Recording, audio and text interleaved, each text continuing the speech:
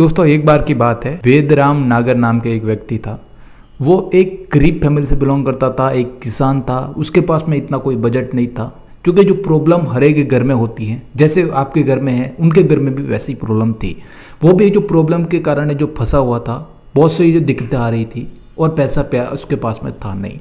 एक जो नया बिजनेस स्टार्टअप करने के लिए या नया कोई धंधा चालू करने के लिए पैसा चाहिए, वो भी उसके पास में नहीं था। अब करे तो क्या करे, ऐसी प्रॉब्लम में आप भी होगे और बहुत से लोग मीडियम फैमिली में जितने भी लोग होते हैं वो सब ऐसे ही दलदल में फंसे रहते हैं।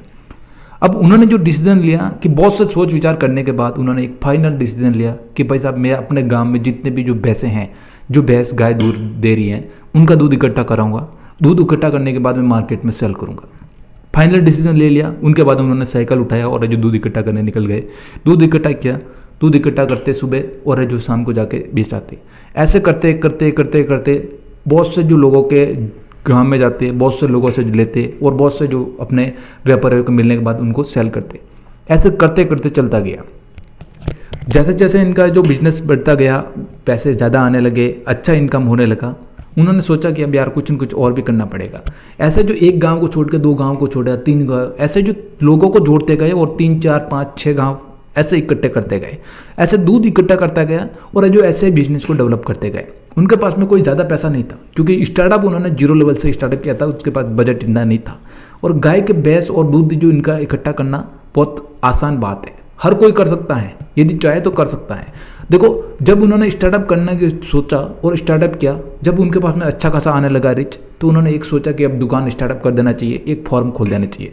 फॉर्म जैसे ही खोला तो बहुत सी तकलीफें आई, बहुत सी प्रॉब्लम आई कि उन्होंने लगा कि भाई साहब, दुकान को यार इस धंधे को छोड़ देना चाहिए, स्टॉप कर देना चाहिए। बट उन्होंने ऐसा डिसीजन नहीं लिया। ऐसा डिसीजन न लेके उन्होंने जो और भी नए स्टार्टअप किए, करते करते जो 10 साल से ऊपर हो गए, उन्होंने 10 साल यानी उसमें और भी लगाए। और 1984 में उन्होंने एक कंपनी का निर्वात किया, कंपनी को ओपन किया, एक अलग कंपनी ओपन की और फिर उस कंपनी में अपना काम करने लगे, उसी प्रकार से जिस प्रकार से पहले कर रहे थे। ये कंटिन्यू जो रखा, 10 साल के बाद और एक कंपनी स्टार्टअप की। ऐसे करते करते उन्होंने बहुत अच्छा बिजनेस स्टार्टअप किया, बहुत अच्छी इनकम जनरेट होने लगी। और जिस प्रकार से उन्होंने फर्स्ट में जो अपनी इनकम को डबल करने का तरीका समझा था, जिस प्रकार लोगों को जोड़ने का तरीका समझा था, उस प्रकार से जो अपने बेटे को भी वही पाठ सिखाया कि आप भी ये जो ऐसे करना है, मैं जो चला जाऊं तो कोई बात नहीं, तेरे को भी ऐसे ही करना है। उनकी जो एज बढ़ती गई, एक दिन क्या है कि 2005 के आसपास उनकी डेथ हो जाती है। ऐसे में क्या है कि उनकी डेथ हो जाती है, तो डेथ होने के बाद अब बेटे के ऊपर सारी जिम्मेदारी आ जाती है, बेटे के ऊपर सारी प्रॉब्लम उनके आ जाती हैं, यानी बिजनेस को रन करना है। इस तरह भी जो डेथ हो जाती है, प्रॉब्लम आ जाती है, तो ऐसे में क्या है कि बहुत ज़्यादा डिफिकल्ट आती है। तो ये जो बिजनेस हमेशा जो लो चला जाता है, ऐसे कंडीशन में जो सिर बहुत ज़्यादा होता है तो मार्केट डाउन जाता है। बट ऐसे नहीं, क्योंकि जो उसको पहले से पाठ पटाया हुआ था कि बेटा ये जो ऐसे ऐसे करना है सब कुछ, तो वो इस काम में पहले से ट्रेंड था। अब बिजनेस को जैसे ही जो जुड़ा, तो इस बिजनेस को और अच्छे से लेवल करने के लिए और आगे बढ़ाने के लिए फिर से जुड़ गया वो, और इस बिजनेस को अपने पापा की जिस पोजीशन पे छोड़ के गए थे, उस पोजीशन से और भी आगे बढ़ाने की कोशिश की। दोस्तों, जो पापा जहाँ पे बिजनेस छोड़ के गए थे, उस बिजनेस को उतने ही पैसे से स्टार्टअप किया और आगे बढ़ने की कोशिश की। एक पिरामिड बनाने के बाद दूसरा पिरामिड बनाया, दूसरा से तीसरा बनाया, तीसरा से चौथा बनाया, ऐसे बनाते बनाते आगे बढ़ते गए। इस प्रकार से जो पापा ने तरीके बताए थे, उस तरीके से काम करते गए, आगे बढ़ते गए। यानी जो घी बनाने का जो प्रोसेस समझा, उसके बाद में घी बनाना चालू किया। दही बनाने का प्रोसेस समझा, दही बनाना चालू किया। ऐसे ही मिठाइयाँ भी जो अलग अलग प्रकार से मिठाइयाँ बनाने लगा। इस प्रकार से जो बिजनेस को अलग अलग तरीक़ों से करते गए। ऐसे करते करते जो एक प्लांट लगाया, एक प्लांट सक्सेस हो गया तो दूसरा प्लांट लगाया, दूसरा से तीसरा प्लांट लगाया। दोस्तों, काम उसी प्रकार से हो रहा था जिस प्रकार ने पिता से गाइडेंस ली थी, पिता ने उनको बताया था।